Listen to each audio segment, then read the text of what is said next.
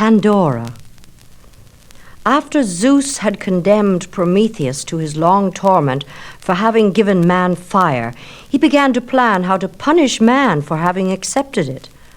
Finally, he hit upon a scheme.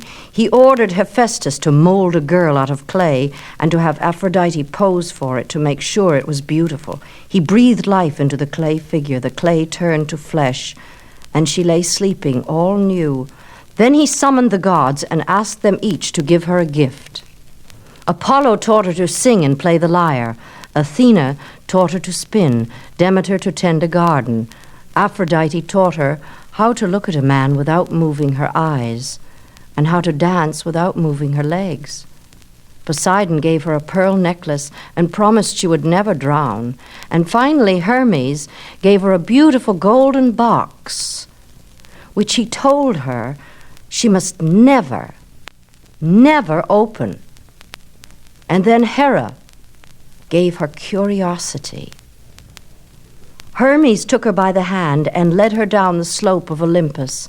He led her to Epimetheus, brother of Prometheus, and said, "Father Zeus grieves at the disgrace which has fallen upon your family, and to show you that he holds you blameless in your brother's offense, he makes you this gift, this girl, fairest in all the world. She is to be your wife. Her name is Pandora, the all-gifted." So Epimetheus and Pandora were married.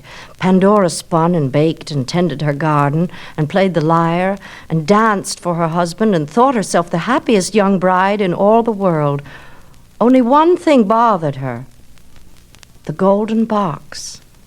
First she kept it on the table and polished it every day so that all might admire it, but the sunlight lanced through the window and the box sparkled and seemed to be winking at her. She found herself thinking, Hermes must have been teasing.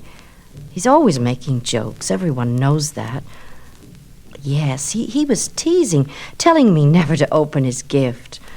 For if it is so beautiful outside, what must it be inside? Why, he has hidden a surprise for me there. Gems more lovely than have ever been seen, no doubt.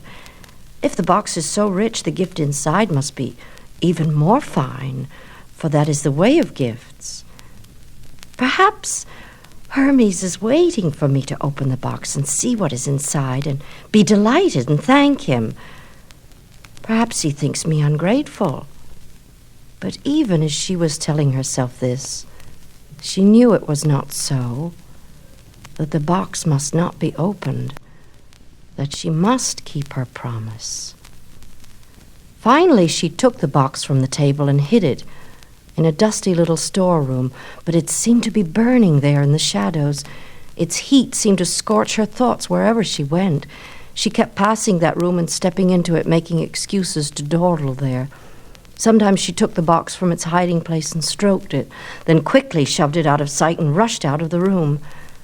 She took it then, locked it in a heavy oaken chest, put great shackles on the chest, and dug a hole in her garden. She put the chest in, covered it over, and rolled a boulder on top of it. When Epimetheus came home that night, her hair was wild and her hands were bloody, her tunic torn and stained, but all she would tell him was that she had been working in the garden. That night the moonlight blazed into the room. She could not sleep. The light pressed her eyes open. She sat up in bed and looked around. All the room was swimming in moonlight. Everything was different. There were deep shadows and swaths of silver, all mixed, all moving. She arose quietly and tiptoed from the room. She went out into the garden. The flowers were blowing, the trees were swaying. The whole world was a dance in the magic white fire of that moonlight. She walked to the rock and pushed it. It rolled away as lightly as a pebble, and she felt herself full of wild strength. She took a shovel and dug down to the chest. She unshackled it and drew out the golden box. It was cold, cold. Coldness burned her hand to the bone. She trembled. What was inside that box seemed to her now the very secret of life, which she must look upon or die. She took the golden key from her tunic, fitted it into the keyhole, and gently opened the lid. There was a swarming, a hot throbbing, a wild, meaty rustling, and a foul smell.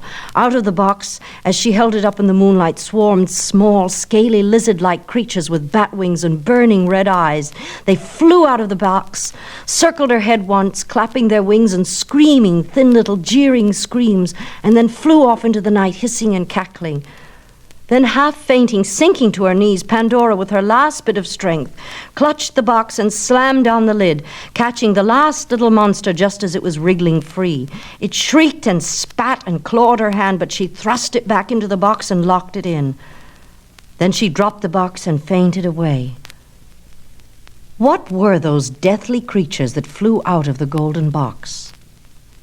They were the ills that beset mankind, the spites, disease in its 1,000 shapes, old age, famine, insanity, and all their foul kin. After they flew out of the box, they scattered, flew into every home, and swung from the rafters, waiting. And when their time comes, they fly and sting and bring pain and sorrow and death. At that, things could have been much worse, for the creature that Pandora shut into the box was the most dangerous of all. It was foreboding, the final spite. If it had flown free, everyone in the world would have been told exactly what misfortune was to happen every day of his life. No hope would have been possible, and so there would have been an end to man.